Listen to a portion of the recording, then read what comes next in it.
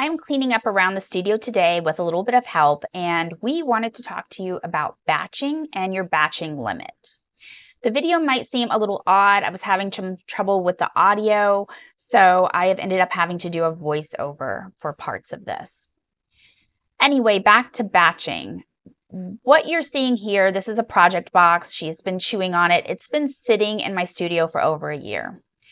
And I had started trying to prep materials in advance for some of the work I was doing. And that's what batching is. You might be doing it by gessoing a canvas, gessoing multiple canvases in one sitting. In this case, I was cutting strips of magazine paper that I was then going to weave into these mats.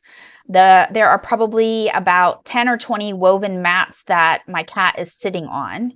And the goal with these mats was to take them to my sewing machine, to then stitch them, soak them in water, and break apart parts of the paper to create these interesting stitched netting, like a very delicate stitched paper netting that I could use for collage materials. And I wanted to make a bunch of these. So I spent an entire day, I was watching YouTube videos, streaming movies, trying to make it fun for myself. And I spent a whole day working on these, cutting apart the magazines, weaving the strips. And by the end of the day, I resented it so much. I had reached my batching limit.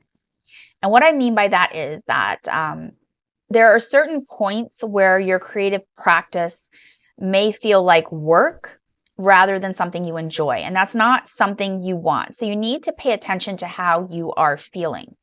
What are your limits? It's going to be different for everybody. Maybe some people can prep 20 canvases with gesso. Another person may only do 5 before they're feeling burnt out and bored with it and they want to move on. Pay attention to what your limits are, work that into your practice, and make sure that what you're doing doesn't become a job for you. You don't want to take away how your creativity makes you feel, how it fulfills you.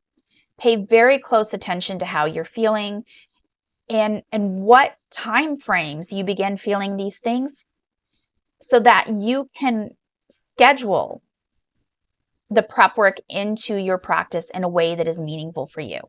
Anyway, thank you for watching, and I will see you in the next video.